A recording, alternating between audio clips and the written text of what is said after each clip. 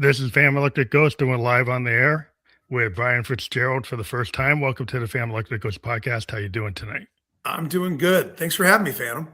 Well, we love to talk to people from around the world, but we get some business out of the way. We have a QR code up there, and that is for Podmatch. Podmatch is a tool we use to get guests and matches. It's like a Tinder for podcast guest and host, and matches guest and host, and that's how we got here today. So if you take your phone and scan that, you can check it out. If you're looking to get to be a guest on a podcast, if you're a podcaster looking for guests, check it out. It's a cool tool. So that's our little pitch for that time. Before we get to the heart of your story, I ask every guest a couple questions. What motivates you and why do you do what you do? All right. That's a good question. What motivates me? Honestly, doing something and filling the time in my day with things that I'm passionate about, right? Mm-hmm. I'm passionate about art. I'm passionate about technology.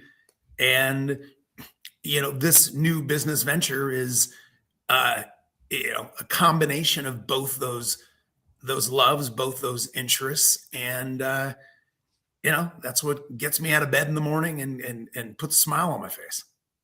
Yeah, I think it's interesting because technology is always, it's always like, it's a help and a hindrance at the same time. And you have to kind of balance it because the people are always, complaining about the new thing. Just to give you a heads up, like I'm a musician and I'm an electronic musician, so I use synthesizers. Back in the day when Robert Moog created his first synthesizer, the purists from all the conservatories, they said, well, that's not a real instrument. Yeah.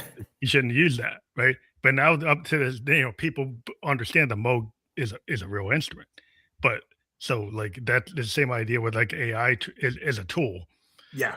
Like there are things you can overuse something. Like you can overuse a DX7. You could overuse the Moog. Maybe you should use a guitar.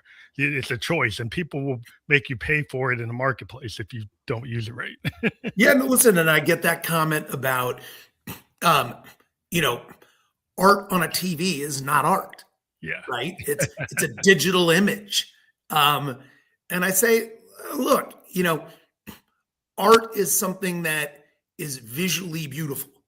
Right. And it can take on so many different forms. And if the delivery medium happens to be a TV, then so be it. The TV actually lets you do, things you can't do with traditional fine art. I mean, the fact that you can animate, I honestly, some of the art that I love the most, both creating and the art that is in the Liquid Canvas gallery is, hundreds of animations, whether it's, animated famous paintings or photographs or just, digital art that moves. And so, look, with any technology, to your point, there's things that it disrupts, and there's challenges to it. There's detractors and negatives to it. And then there's hopefully, if it's technology that sticks, it's the good outweighs the bad, so to speak. Yeah. Well, I mean, it's the whole idea. It's like, they're always a purist, like, they're always going to want a canvas. They always want it in a gallery. Yeah. That's just the way they are. It's like, there's always a canon.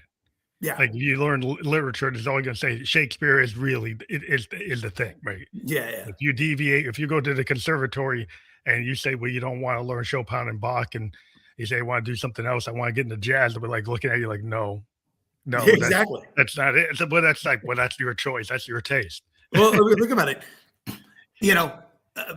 For centuries, what passed as art, was figurative and very, realistic. And think about the artists in the early 20th century that established the modern art movement. Now we can't think of art without, I think, a good percentage of the population loving modern art. Yeah, that was blasphemy. Like Warhol and Picasso. Like Warhol was doing like, Campbell's Soup. Yeah. And like the banana on the Velvet Underground album, as a little sticker comes off. It's like, but the thing is like the canon, anybody that's in art, I always feel like it's it's like you're on this like a bell curve, and it's like people who are out there, they kind of push the cannon, and people. You think about Miles Davis, he was the bebop king Yep. within jazz, Yeah. and then when he went to fusion, everybody said, "Oh, that you're it's blasphemous." So like a lot of times, like the people are in the canon will challenge the canon, Yeah. and then 100%. and then the people will say, "Well, that's not right." It's like, really, it's not right. So Yeah. like you're having like TV, like Liquid TV, and Liquid Canvas art. We have your URL up, and I've also got the QR code so people can real time go check what that looks like if they want to. Yeah. Um, what made you want to use the TV as the canvas? Well, I'm a former serial tech entrepreneur, right? So, um, been in the tech space for a while, and I sold my business and I retired, and I'm an artist personally, Mhm. painter, mixed medium, acrylic, all that, and I was retired and I was painting more, and I moved into a new house, got a Samsung frame TV, and I was like, oh, this is cool, but the selection is pretty limited, Mhm. and it doesn't really, TV's a motion-based medium, and it doesn't take advantage and include any kind of animated art. And so, I started experimenting um, and animating paintings and photographs, and uh, putting them on a USB stick, putting them into my TV. Friends came over for And they love parties and were like, "This is amazing. How do I get this?" And I was like, "Okay, I'm going to build a platform." And it took me 4 years to build the platform, but I've done it, and that's the origin story. That's interesting because musicians, we've always kind of played with the projectors. Even going back to Warhol, like Yeah, with the Velvets, he used to have like these big screens up in his big happenings and have art projected on the screens. And I yeah, think Zappa did in his happenings with the Mothers of Invention. They did that. So these ideas have been out there, but now with the technology of using the digital TV to do it, now you have it like the level of resolution is so good compared to the old. I'm a child of the '70s. I'm like, even a Trinitron is like not what we have today. yeah. Well, and the TV technology with has evolved, right?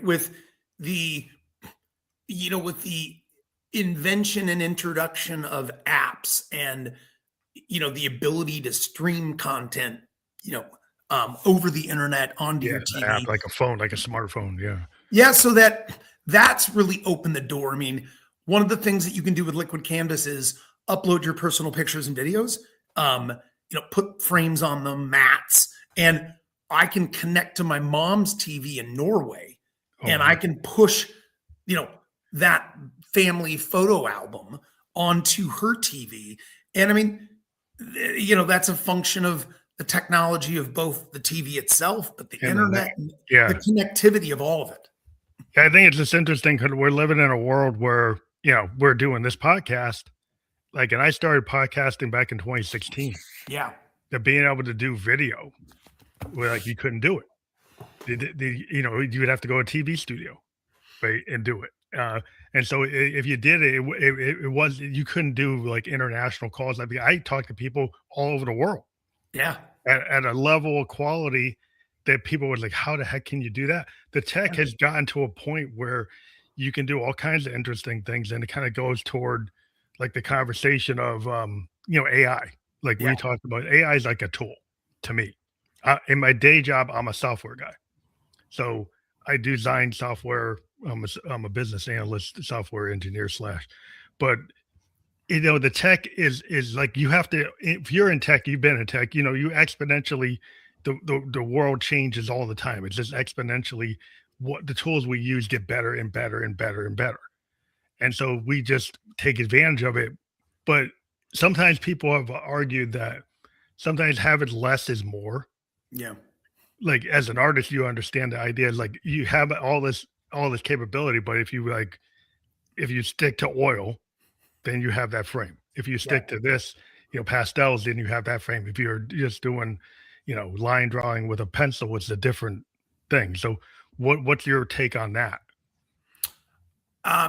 My take on that as it relates to the tech world. Yeah, the check and like what you're able to do with like the I guess the limitations to me sometimes is like I use analog synthesizers versus digital Yeah. because I like the sound of them, right? And I like the capability of tactile touching of them and what I can do with it. That's a Yeah. choice No, I make. I mean, you know, from a creator standpoint, technology. And so this begins to blur the line between what are your technology tools that you're using to animate and be a creator in the art world, right? Whether Mhm. it's animations, and then it stepping in and blurring with this new world of AI. And, you know, where does the creativity start and stop in terms of AI art? Yeah, Um, a prompt versus actually you're an artist, right? So if yeah, you're on the canvas, is a guy who's really good at prompt engineering the same as somebody who actually knows watercolors and oils? yeah. I mean, I don't believe so, but that's the classic debate. Um, is Jackson Pollock as an artist, is he really an artist? When you compare it to a 16th century Caravaggio, where Yeah. like the level of detail and photorealistic quality of what he painted. And look, there's purists that be like, absolutely not. He sat in a barn and he splattered paint on a canvas. And but I mean, it'll be interesting to see how this all evolves with AI. Out of the 6,000 pieces of art that we have in the Liquid Canvas gallery, we only have about 30, 40 pieces that are AI. Mhm. I'm not a huge believer in it. Um, Yeah. for those reasons. I mean, I Do think you that, think it could overrun though? Because sometimes, like on the net now, we have a lot of posts on social media that are being like it's like overrunning some of the platforms. yeah, Because once it gets in, sometimes it just cascades and escalates, and so the danger I get I don't know about the danger, but my whole idea is like if you're a musician, right, you've got your 10,000 hours to learn how to play a bass yeah, or playing a piano. If somebody's like, there's a different technique versus a DJ. A DJ is going around and they can hear a groove and yep, they go into Ableton and they go into their DAW and they can figure out how to stitch that groove together like a producer or a recording engineer. But they're not Bootsy Collins. They're not yeah, Prince. They're not Eric no, Clapton. So it's a different sticker. And then they can create a piece of music and the customer might say, I like it. Or the consumer or the audience might like it, but it's a yeah. different thing. Well, listen, you know, there are AI specific musical acts, musical artists that exist on Spotify that, Yeah. are garnering, millions of audio streams. And, you know, there's an argument that, well, why should there be a warning notice? Why do they have to identify themselves as, AI generated music, right? I mean, if you enjoy it, then the argument could be and is, then what difference does it make? I mean, there's an actress right now that is, Yeah, you yeah, know, generated, yeah. yeah, Yeah. AI generated and starring in things, and she's in demand, and there's talk about, you know, talent agents representing her and negotiating for you know her inclusion into projects. And so, I mean, it's scary, you Yeah, know. I guess the argument could be, do you want tech companies to own intellectual property and to actually own the space? Yeah, Because the problem I think is artists are always been like starving, right? Artists have always like, you think about like William Blake was not yeah, known in his own time. Yeah. If everybody feels like, well, I can't even try to be a William Blake, I will just let all this AI generated stuff, and they'll never even learn about meter. They'll never even learn about art. They'll never pick up a bass. They'll never pick up a paint. But that's what I worry about as an artist. I I 100% I agree. worry about that because if somebody just commoditizes it and turns it into a widget, and companies like to sell widgets, actuaries like to look at the balance sheet for widgets, but does it 100%. have heart and soul and spirit? That's you talk to some Japanese animators and they've kind of said like, we don't feel it has soul. We don't Yep. feel it has a spirit. Yeah, no, I mean, um, one of the things that we're doing at Liquid Canvas is we have an artist partner program, right? And so we're reaching out and or accepting applications from whether it's photographers, fine artists, digital artists. And if their artwork is approved and it goes into the gallery, then they earn money based That's on cool. streams. So it's very much a Spotify artist model, right? You're giving a new gallery, a virtual gallery. Yeah, but that's important to me, right? Because especially in the art world, being an artist myself, like the gatekeepers, The gatekeeper who, gallery, yeah. it's the gallerist and the collectors, and it's such a highfalutin, Yeah. upper crust society crowd that um you know uh entry into that world is extremely difficult, right? And so if I can in one in a small way create a platform that democratizes that a Yeah, bit. that's the democracy. I mean, that's the people have argued that, the DAW is the democratization of music, like they like the drum machine. You think about hip hop and the samplers, Yep. right? You think about a band like De La Soul or the Public Enemy or like any of the old hip hop groups. Old Tribe Called Quest. Yeah, when like there's a skill to using a sampler. It's not like Vanilla Ice. You take in Queen David Bowie song and you just put your lyrics over it, right?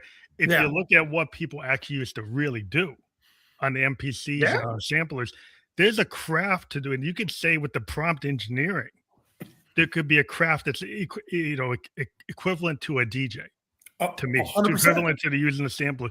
So I think you could artistically use that prompt engineering like a sampler. I think you could. It's just like, are you going to be lazy or are Yep. you going to have a vision? I 100% agree.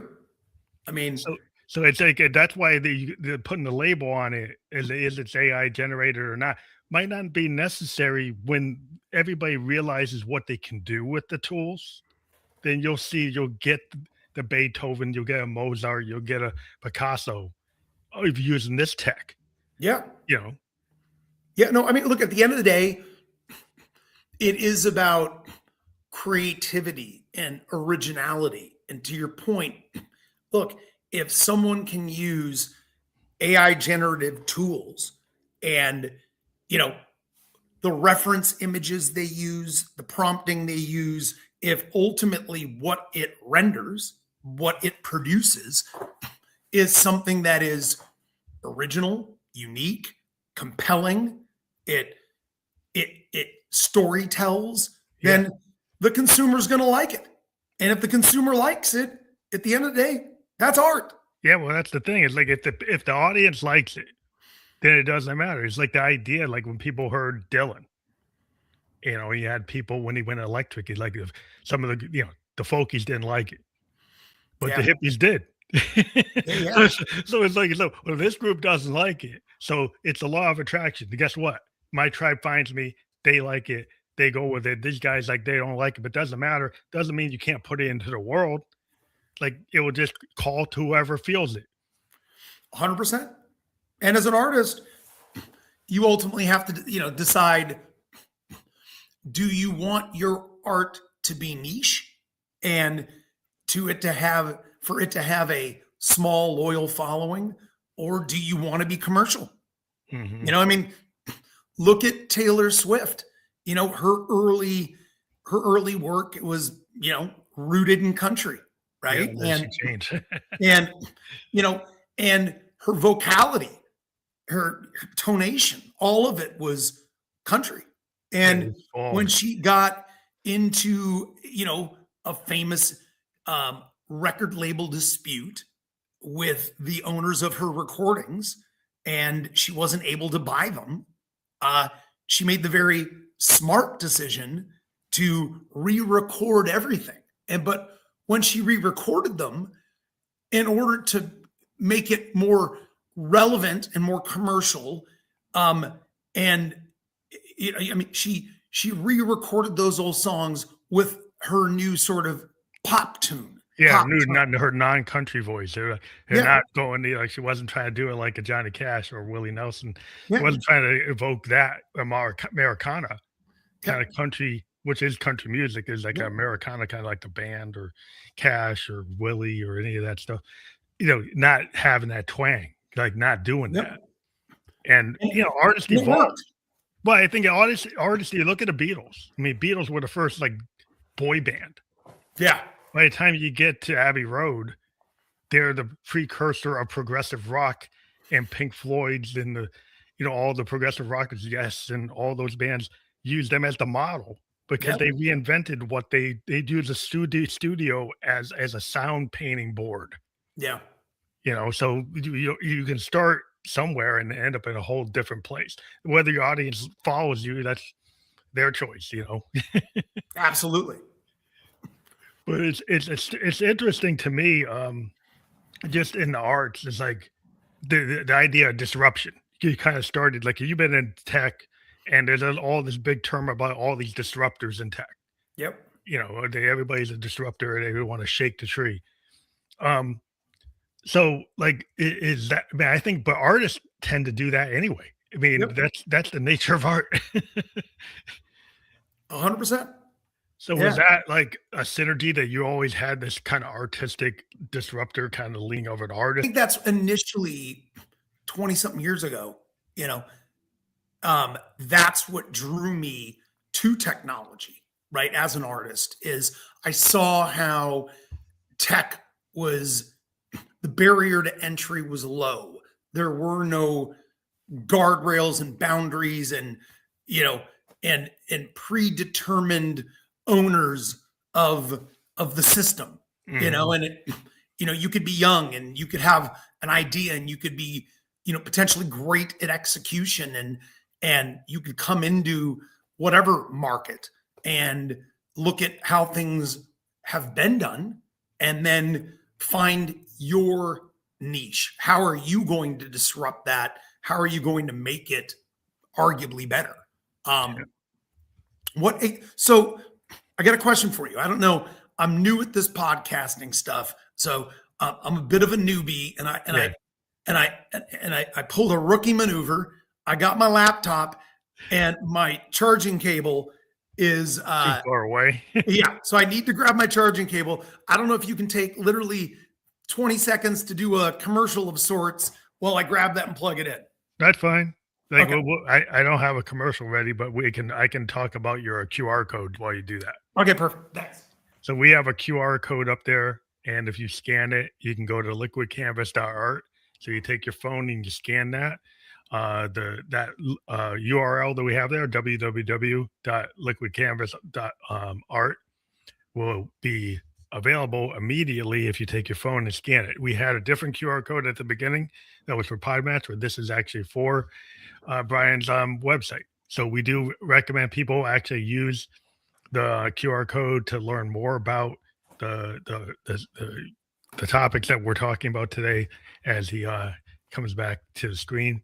But we do encourage people to do that. You will be able to click on that URL on the channels that we're on. We're live right now on LinkedIn, YouTube, and Kick, and you'll be able to do that shortly. So now you're back. So I did a little bit of a promotion for your QR code, which I have up there for your liquidcanvas.art. All right. I'm praying my computer doesn't die on me because I'm charging slower than I'm using electricity. So fingers crossed. It's not going to pull one of those for you. Right? It seems stable right now, but you never know. It's interesting, the whole disruptor thing, because I always liked like bands that were, like the mothers of invention, like the Dead, uh, Yeah. like the Beatles. Yes, I like bands that were kind of pushing it, like early Yeah. Genesis, like Peter Gabriel. It's like they just progressive rock to me and jazz and fusion jazz and punk. Like I like anybody that was kind of pushing the envelope. Yeah. Even Dylan, like I mentioned, like when he went electric, it was like his crowd when he went electric. Somebody yelled like "You're Judas," and he said, "I don't believe you," and he kept on going. And Yeah. and then it was like in '66, and then by the '70s, that electric style that was so under that people didn't understand it in '66 had become like the standard. Like the style that he had Yeah. invented became like a standard way of doing rock and roll. Yeah. And so like sometimes like you're on the cutting edge because your vision is ahead of the curve. Yeah. And No, listen. Um, one of the things I really like, as I mentioned earlier, the artist partner program is me and my team's ability to like go out onto the internet, right? Into Instagram, find these, emerging artists and try to find people that are doing unique things. yeah, And um, and so that's what we've been doing. And for me, that's fun. yeah, Um, yeah, and for and sure. and my goal in doing things like this, the more we get the word out there, I'm hoping that, we start seeing an influx of applications and people saying, I've heard about you. This is what I do as an artist. I hope you like it. And, so I think I'm, it's real important to have safe places or get like having a space. 'Cause, like if you're a young band and you have that pizza shop that has that allows the non-famous bands to play, yeah, or get these little they used to have these venues that you could have indie bands to show up, and you yep, could do it in like a CBGB's, but smaller than that yeah, for like unknown bands. And so when you create these places, because there's so much art today, and if you the gallery system, or just like the old A&R system for musicians, 100%. like it was such a gate, like you got to get past all these guys, Yep. and And now it's like Spotify broke down that wall. yeah, well, even the SoundClouds is where a lot of people, come up through the SoundClouds or the mix clouds or they have the mixtape type of thing going on in the underground. So I started this podcast to talk to emerging singer-songwriters back, Yeah. 6 years ago. And we've expanded to a lot of people who are just creative overall, but we still talk to emerging singer-songwriters all the time. And it's important to give that space because the big guys, the A-listers, they have a space. The Yeah. B-listers have a space. He's like, you want to give other people a space. 100%. And it's look at it, it's not too different from the way you look at kind of the economy and the top 1%, the rich get richer. It's kind of the same thing in the art world, right? Yeah. In the acting world, in the arts in general. It's like once you've gotten past the gatekeeper and you're in, Yeah, it's you're real set. You'll be easy. making movies, you'll be Yeah. getting record deals, you'll Ri- be doing rinsed tours. and rinsed and repeat. It's really easy to become super wealthy. But the hard part is, what are those venues, those platforms for emerging artists of whatever genre, Yeah. music, TV and film, art, fine art, you know. Um, so I'm happy and proud as an artist that this is a core function of what we're doing.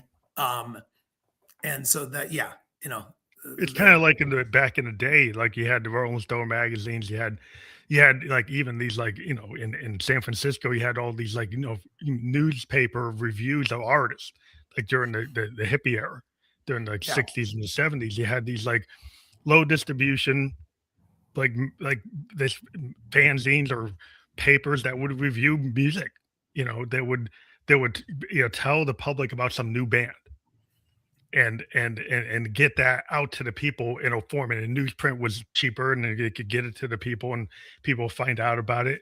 And so now people aren't reading as much anymore. So you need these like Like, so how much of like a critical review do you do for your work? Do you do critiques like online? Do you have like symposiums of like art critics for this type of genre, or do you just put it out there? No, I put it out there because at the end of the day, um, the consumer, right? The, the consumer will determine what is, well, it's all art, but what is art that they like. And, Mhm. I may have art, with 6,000 plus pieces. I may have art that, appeals to a very small group of people, but that's important. And then Yeah, I have modern art and famous paintings and things that appeal to a very, wide, okay. audience. Here's a great example. I looked at, um, I established and created an Indian art channel Oh, cool. within the platform. And, I looked at India and, I'm like, well, okay, there's, a billion plus people. There's hundreds of millions of smart TVs. The only programming they really have is soap operas and cricket. And so Yeah, I'm like, well, that yeah, tells flip me it that out. the TV's sitting, It's there. You got it's access. It. there, it's off. And if I can allow them to have, traditional Indian cultural art, which I Yeah, know they're heavily into, yeah, then, that's a niche that I don't see anyone filling. And if yeah. I In can that fill it, market, you could dominate. Like if it kicks in, because 100%. I think it's real important to think about that, like the channels, because there's so much art, right? And it's cultural. I lived in Japan for a while, and my daughter is like, she went to kindergarten and preschool in Japan, and she's an artist. So her whole art style is kind of heavily Shinto influenced. So Yeah. like if people find her art today and it's like, well, how did you get to this? Yeah. Well, because she grew up in Japan. So this 100%. is so then you have these like, it depends on culturally where you are and like how you get your aesthetic develops. 1,000%. And the beauty with the TV and the beauty with the internet, and you marry the two, is, Yeah. you know, liquid canvas is accessible anywhere in the world. And so, you know, we have a small but growing anime channel, right? We Mhm. have something I'd never heard of before, lo-fi art. It's Lo-fi, yeah, it's a new thing I it's heard my daughter it's sort talking of about. derivative of anime, but it's its own little niche. And my attitude is I want art for all, right? I Yeah. want to have 200 channels. And if there's 10,000 people in the world that love this small little style, great. I want some of that art. Yeah, 'cause, like, graphic novels are really big, anime's big, Like like, I web comics, like, short form comics are really 100%. big, I, back I in the don't day. Yeah. Yeah, I don't have street art Oh, like street art. graffiti. I would love to Oh, build a street art would be channel. a good, yeah, to have a street channel would be I good too. mean, I would love that. That'd be cool. Yeah, I mean, our goal with the platform is it's rooted in art primarily, um, but we're we're treating the TV as a canvas, and it's like Mhm. I want to try to change consumer behavior. That look, when you're watching your TV and you're on Netflix and you're on Hulu, when you're done, you turn off the TV. The behavior I want to change is when you're done, turn on liquid canvas. Oh, And yeah, whether, use the TV like a canvas, yeah. yeah, and so whether it's a self-curated playlist of art you love, whether it's family photos, we're actually entering right now, we're doing dog programming, cat programming, Oh, for and people that are into, like, pet niches, yeah. no, for people. So, like audio, video content specifically designed for, let's say, dogs, so that Oh, for the dogs. when your dog, and so it's funny. This exists. There's 3 or 4 companies that this is all they And do is, oh, they do that, yeah, I've think heard and about that. so when you leave the home and your dog gets anxious, You you can watch put it this, on TV. you put it on the TV, Your cat and it TV, your cat can watch the cat TV. Yeah. 100%. And Yeah. right now, a big a big segment of the audience, does this, and what they do is they root around on YouTube and they find something kind of relevant, and they stream it to their TV. Well, our hope is with Liquid Canvas. Look, you can play with a bunch of different videos, see which ones your dogs best react to, create a playlist, and then you can, and then it's just easy. It's Yeah, there. you're just creating. Well, yeah, because the people are doing that already on like YouTube and stuff. They're already, people. Some people are tired of watching a show, and all they do is watch like cooking street food, or they watch street food all day. They Yep. watch all somebody, or they watch somebody like I want to see houses, or I want to see the forest. So all they see is different forest all over the world, and then they just watch that all day. So if you get people that's like, hey, I want to see like somebody doing really interesting digital art, or I want to see somebody doing these, putting their canvases up in a gallery. So, because I don't have time to go to the art gallery, and I'm interested in different types of genres. So you have by genre, like Yep. people can pick a channel and just say, "Hey, I want to look at this I mean, modern art, or I want to look at that." Right? there's so many applications for it, because so like as an example, um I'm meeting with a museum tomorrow, and I've given them the pitch. They like it. I'm saying, um, promote Liquid Canvas to your members. You, in advance of upcoming exhibits, they do for members like video curation. The curator notes by video, right? Oh wow!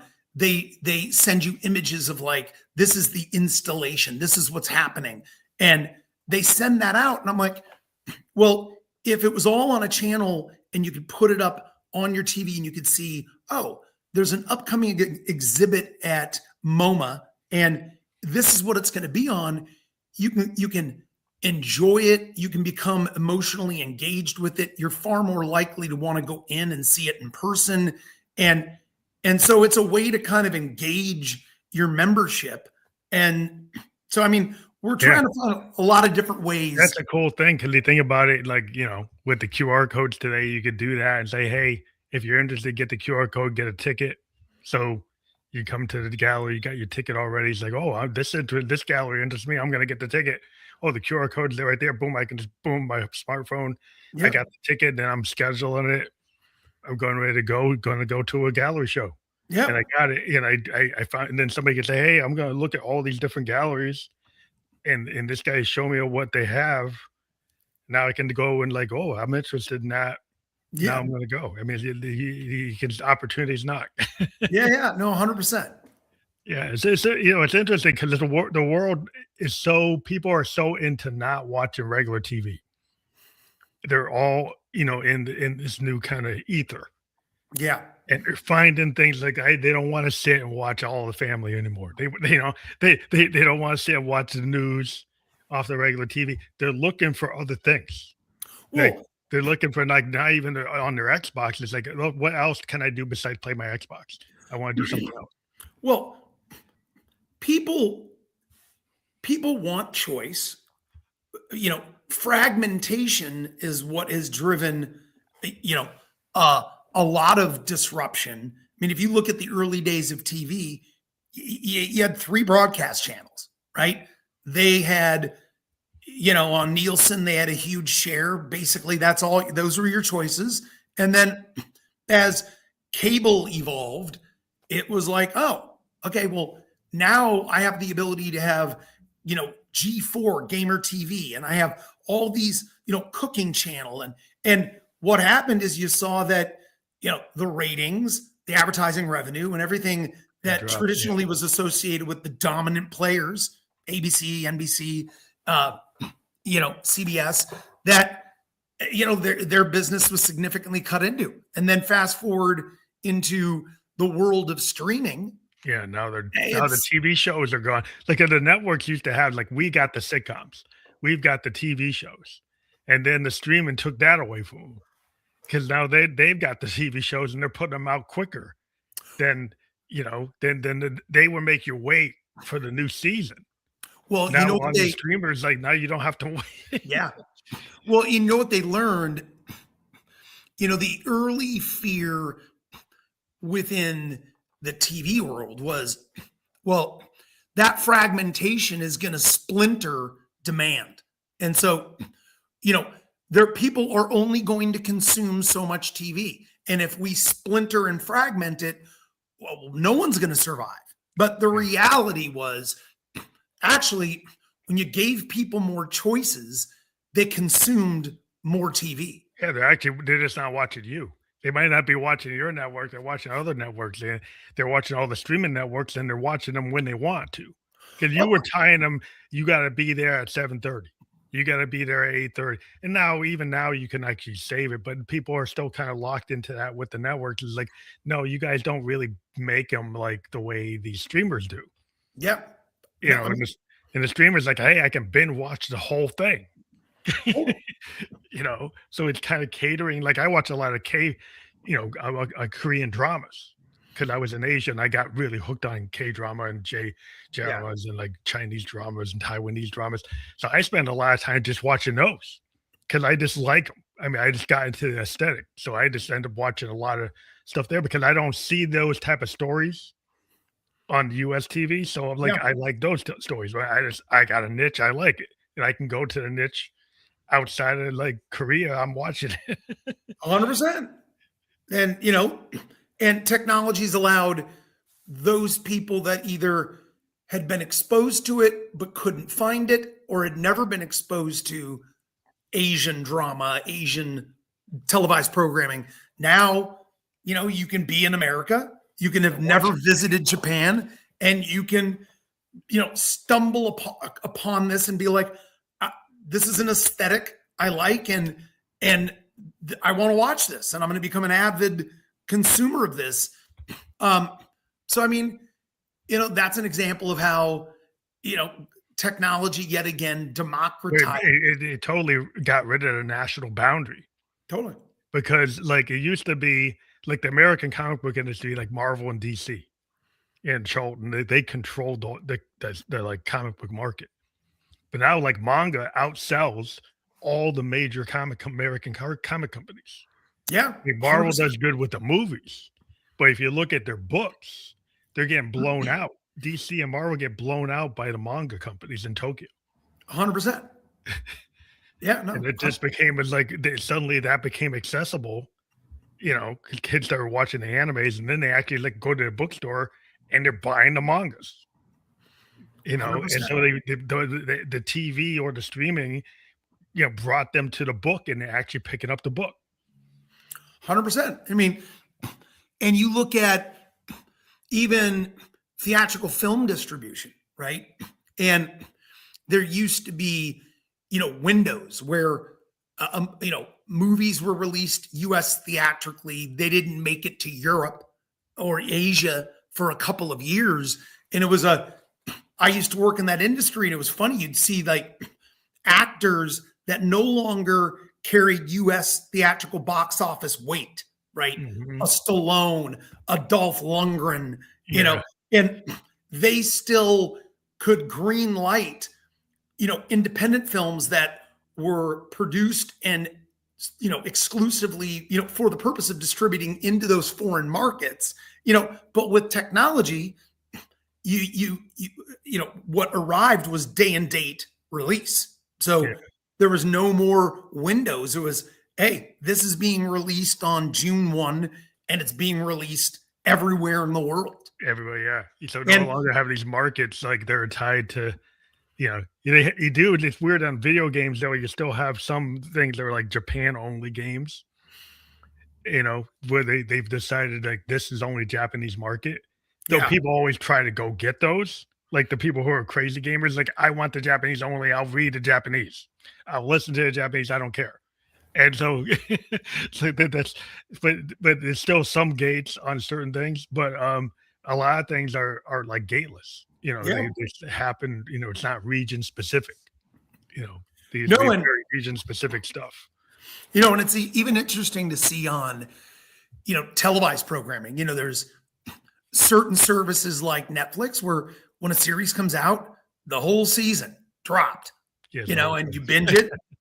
And the consumer loves it, right? And I like to binge watch. People they don't want to have to sit there and have to like they'll wait. Like sometimes when they come out, if they send them, if they won't put them all out, some people won't watch it until all the episodes are available. Yep. And so they put their first show out, and until they say all 12 are there, there's some folks that won't watch it till all 12 are there. Well, and that's a function of platforms like Netflix that have a constant stream of new content.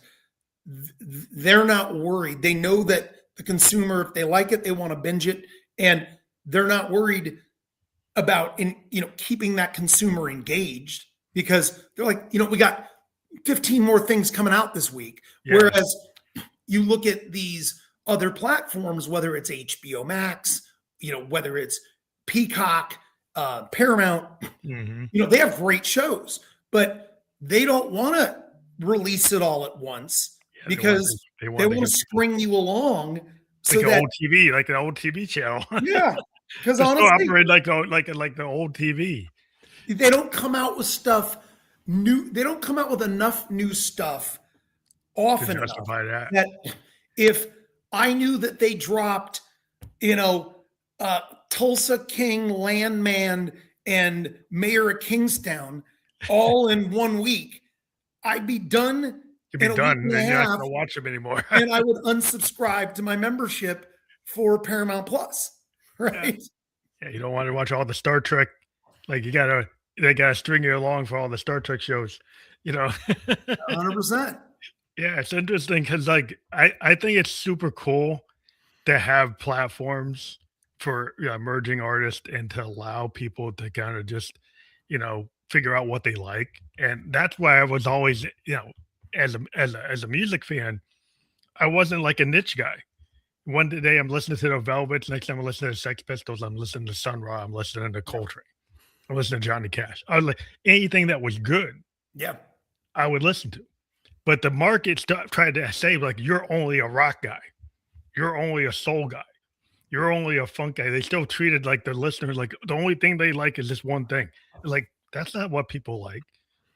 No, listen, I look at, by account, I can look at the art collections and the categories of art that are consumed. And, sure, there's a percentage of people that are simple in their tastes and they know what they like. And, it's, landscape famous paintings, right? Yeah, and, but there is a large portion of the subscriber base and growing that, which is how I want them to use the platform. It's, create different playlists, have 15 and have them fit different moods. And if you're in the mood for music themed art, right? Like throw it up there. If you want something calming and relaxing, if you want, old historical masterpieces by Van Gogh, to me, it's more interesting and it's more important that people learn to broaden their like art history their palette, right? Like their palette should be. I want their palette for art to be the way especially the American consumer, but the way television consumers taste in TV has evolved, and it's so broad. Yeah, it's not what it used to be, because it's like, are you just a burger and fry type of person, or are you willing to go to that street truck? And a lot of people today, they're looking for the street truck, right? They're looking for like street tacos. They're looking for something different. Yep. Man, they ain't going to the franchise donut shop. They're going to that local shop that does like the maple bacon handmade donut. They like that. They're looking for somebody. It's like, I'll go out of my way for a donut shop. Like if I know there's a donut shop that's somewhere that's really good, I will drive to go to it. Totally. It's funny.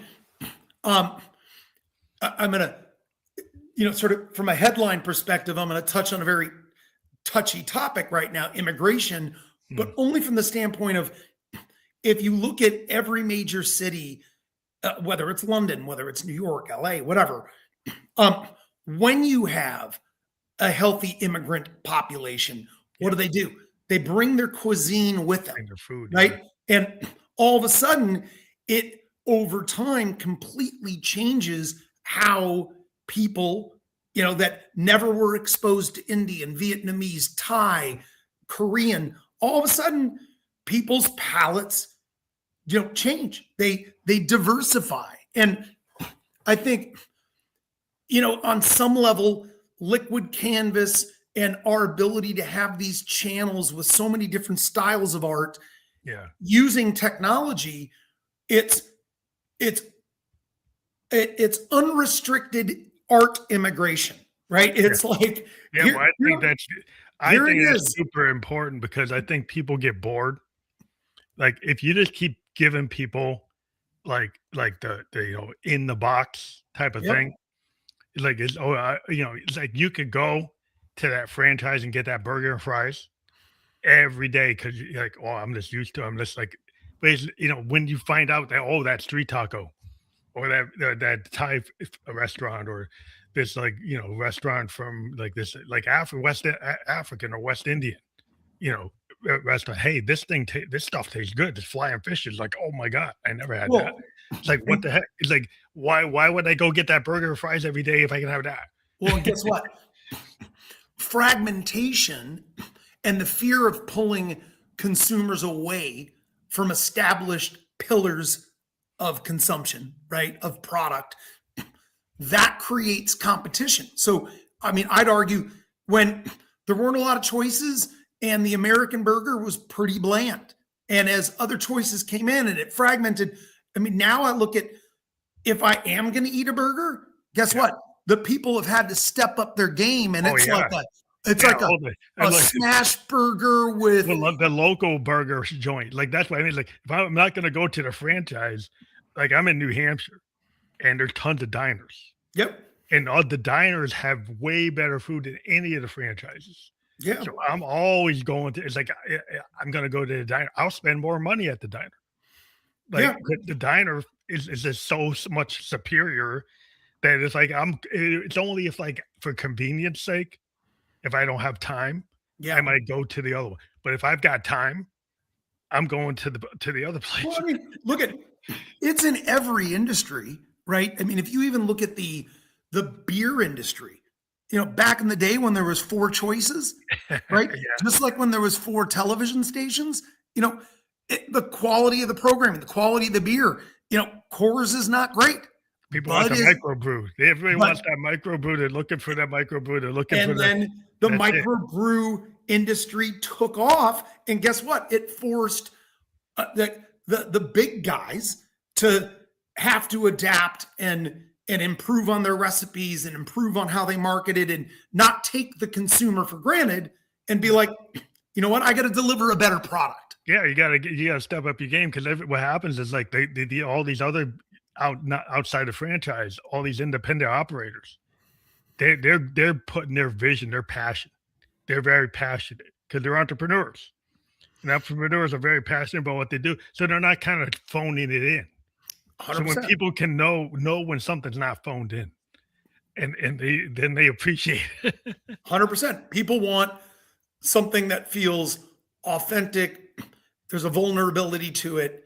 There's some passion behind it, and hopefully, in my small world of what I'm trying to do, there's that pathos that I'm bringing as an entrepreneur and an artist, and I'm hoping that resonates with people. Well, I think it's great to have that space, because my daughter, she has like a disabled space for disabled artists. She does like a virtual gallery for disabled artists. She does these campaigns for people with disability issues, artists that can't get into the gallery because they're disabled. Yeah. So she does that, her own thing in that way. So this is really cool, because this gives people another space. Like you said, the gatekeepers, they block a lot of people, or people feel like they can't even do anything. because they got to get past that gatekeeper. Yep. But like now that you've got this platform, I just want to encourage people to take the QR code that we have up there now, and that's liquidcanvas.art. So if people click on that, what do they find when they come in? Well, when they come into the website, it's a traditional website, right? That explains what Liquid Canvas is, how it works, all the different, products within it. But at the end of the day, it's super simple. If you go to the Apple Store, you go to the Google Play Store on your phone, and you type in Liquid Canvas and you download that mobile app, it will run you through a whole sign up process and get you connected to your TV. And then, once you subscribe, and it's cheap. It's $3 to $5 a month. Mm-hmm. And, there's so much you can do with it. Like I said, once you're subscribed, you can curate custom playlists. AI recommends based on what you've liked, what you've added to your playlists. It really is trying to be the Spotify of art for TVs, plus more. Now, like you've mentioned, like TV, like the big TV is the primary platform that you're kind of encouraging people to do this. Would people still be able to use like an iPad or a smartphone? Is it really optimized for TVs? It's really optimized for TVs. Yeah. Okay. Just let people know so they understand it. Because some folks is like, oh, everything should be on the phone. It's like not everything needs to be on the phone. Because like the smartphone is like everybody has them so much. It's like am I gonna watch a Netflix on my phone? Or I got this big TV. Yeah. I'm gonna send it to the big TV because I'm like, I want to see a movie on a big screen. Well, so I think it's like that idea, to me. Yeah. We are, it's more difficult for Apple, but for Android, in the coming months, we are going to launch a product so that, when your phone goes to sleep, instead of, the wallpaper of a family photo, you could do that. You could have rotating art that you curated, play as your wallpaper. Oh, that's cool. So you do the smartphone you'll have that entry into that. But for me, like when you watch a movie, like if I want to see a big like sci-fi movie like Dune or Star Wars, it's like I'm not watching on the phone. Yeah. It's like that's not what I'm doing. But I want to thank you for being here today. And recommend everybody check that QR code. But if you're somebody that doesn't like the QR codes, that URL that we have up at liquidcanvas.art is clickable on the platforms we're on. We've been live on LinkedIn, YouTube, and Kick. We will be on all the other platforms that podcast can be listened to with a landing page provided to you and your audience by the end of the day tomorrow. Awesome. I want to thank you for being on the show. All right, Phantom, really appreciate it. Loved our conversation and hope we can do it again sometime. Yeah, thank you very much. Have a good Thanks. night. All right.